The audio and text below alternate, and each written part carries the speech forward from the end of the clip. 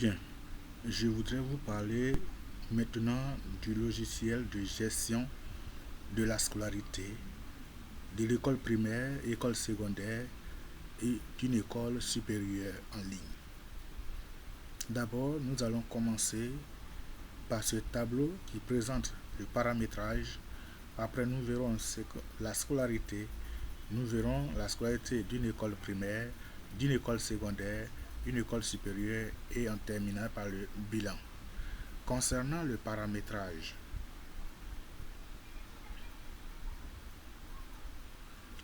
voici le tableau concernant les paramétrages. Alors ici, nous avons ID personnel, le cycle, la classe, l'économe, le directeur des études, les éducateurs. Par exemple, l'ID numéro 1, c'est l'école primaire. Ici, nous n'avons pas précisé les classes et l'économe s'appelle un certain A. On doit renseigner son nom. Le directeur écrit son nom ici et à leur niveau, ils n'ont pas d'éducateur, donc ne pas remplir cette colonne. Au niveau ID2, c'est l'école secondaire 6e. Niveau 3, c'est l'école secondaire 5e, 4, 4e, 5, 3e, 6, secondaire. Donc il faut renseigner les colonnes de l'économe, la colonne des directeurs, la colonne des éducateurs. Après ce tableau, nous passons à l'autre tableau concernant les établissements. Alors, ID établissement. ID 1, c'est l'école primaire. Ici, par exemple, nous avons dit EPP V3. ID 2, c'est une école secondaire. Alors, école privée de la réussite de bio.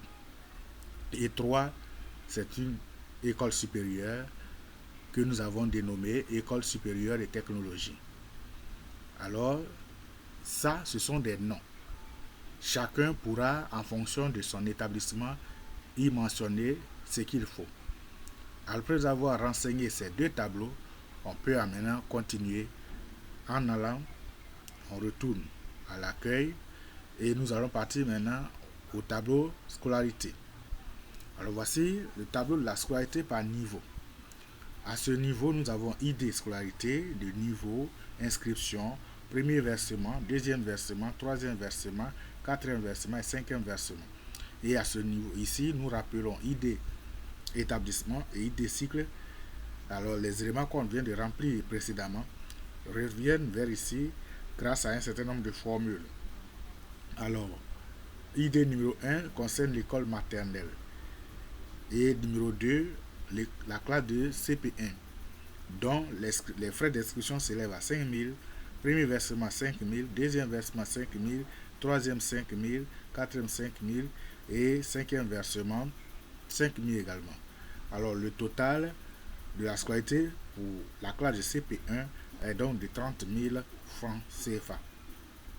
Alors, il faut donc renseigner ce tableau. C'est-à-dire que tu as ton établissement, tu sais ce qu'un élève de CP1 doit payer, ce qu'un élève de CP2 doit payer. Donc tout cela est d'abord renseigné avant de voir en fonction du nombre d'élèves combien l'école aura encaissé et combien aussi certains qui ne sont pas encore à jour. Après ce tableau, nous retournons pour l'école primaire. Alors voici la page accueil de l'école primaire. Comme toute école primaire, nous avons la classe de CP1, la classe de CP2, CE1, CE2, CM1, CM2, bilan. Alors, nous ouvrons la classe de CP1. Voici la page accueil de la classe de CP1. Alors, dans la classe de CP1, nous allons faire les inscriptions, les premiers versements, deuxième versement, troisième versement, quatrième versement, cinquième versement s'il y en a. Et après, on fera le bilan et on dérivera les reçus aux élèves ou aux parents d'élèves. Nous allons partir sur la page inscription. Alors, voici la page inscription de la classe de CP1. Sur cette page, nous avons ID des élèves, le nom et prénom des élèves, date de naissance des élèves, le sexe des élèves, l'établissement de l'élève, la classe de l'élève et ID scolarité. C'est ici qu'on précise cet identifiant précise la classe de l'élève. 2, ça c'est CP1. 3, c'est CP2.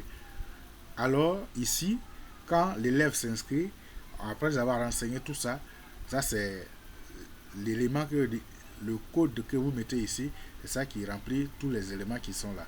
Maintenant, ici, nous avons écrit la colonne validée.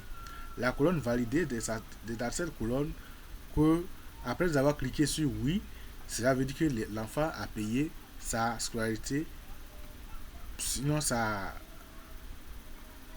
la somme d'inscription au CP1. Si c'est non, ça veut dire que l'enfant n'a pas encore versé de l'argent. Et en ce moment, il n'aura rien de l'autre côté. Et dès que vous cliquez sur oui, cela veut dire que l'enfant a payé, l'enfant que vous venez d'inscrire a payé, n'est-ce pas, le montant d'inscription. Et c'est comme ça que nous allons procéder pour remplir toute la fiche pour tous ceux qui vont venir faire l'inscription. Après l'inscription, on va passer maintenant à la phase du premier versement. Alors, la phase du premier versement, c'est également le même tableau que précédemment. Et chaque fois, il faut préciser, oui, si l'enfant a payé la scolarité, le montant de la scolarité est connu. Quand on dit oui, ça veut dire que l'enfant a versé ce qu'il devait verser. Alors, si c'est non, ça veut dire que l'enfant n'a pas encore fait le premier versement. Ainsi de suite. Donc, toutefois qu'on mettra oui, ça veut dire que l'enfant a vraiment soldé et le montant va s'afficher. Ça, c'était le premier versement. Alors, on fera de cette façon pour le deuxième, troisième, quatrième et cinquième versement. Et après avoir fait ces différents versements, il faut venir voir le bilan.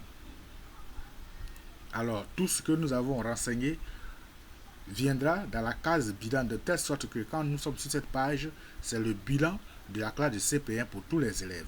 Alors, l'élève identifiant numéro 1, Abiba Dambélé, alors a fait son inscription de 5 000, premier versement, deuxième versement, troisième versement, quatrième versement, cinquième versement. Et son total est donc de 30 000. Et c'est valable également pour tous les élèves. Ici, on ne touche à rien. On n'a pas à renseigner quoi que ce soit. C'est tout ce qui a été fait auparavant qui se retrouve ici. Après, nous allons voir la page des reçus. Alors, voici les reçus que nous allons délivrer aux élèves après chaque mensualité. Nous avons l'élève matricule 1, nom de l'élève Abiba Dambélé.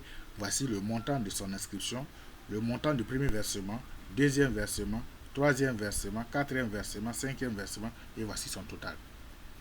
Sachant que l'année scolaire c'est 2020-2021, ID de la scolarité 2 qui vient de la classe de CP1 et ça précise le sexe de l'enfant, le niveau et la classe. Et la date est là, l'économe qui a encaissé, son nom figure ici au bas. Voici tout le travail que nous avons fait. Où est-ce que ça parvient? Alors nous venons de voir, ce qu'on vient de voir pour la classe de CP1 est valable également pour les autres classes de cette école primaire. Alors après ça, on pourra aussi voir ce qui se fait au niveau de l'école secondaire. L'école secondaire, voici ça, nous cliquons ici, nous sommes à la page de l'école secondaire. Dans toute école secondaire, nous avons la classe de 6e, la classe de 5e, la classe de 4e, 3e, seconde, première, terminale et aussi le bilan. Alors si nous ouvrons la classe de 6e, voici la page accueil de la classe de 6e. En 6e, nous ferons des inscriptions, le premier versement, le deuxième versement, troisième versement, quatrième et cinquième versement. Et nous allons voir le bilan et les reçus comme on l'a fait pour les classes de CP1 tout à l'heure. Donc c'est le même principe. Si nous ouvrons la page inscription, c'est la même description que tout à l'heure pour la classe de CP1 qui se fera également à ce niveau. Et ça, c'était la page de la classe de 6e. Mais c'est aussi également valable pour la classe de 5e, 4e, 3e, seconde, première, terminale. Et aussi son bilan. Après cela, on va aussi voir l'école secondaire, plutôt supérieure. Alors voici la page d'accueil de l'école supérieure. Dans toute l'école supérieure, nous avons la première année, la deuxième année, la licence, la maîtrise, le DEA et le doctorat. Et si nous cliquons sur la première année, on va aussi faire le point des inscriptions, premier versement, deuxième versement, troisième versement, quatrième versement, cinquième versement, bilan et reçu. Et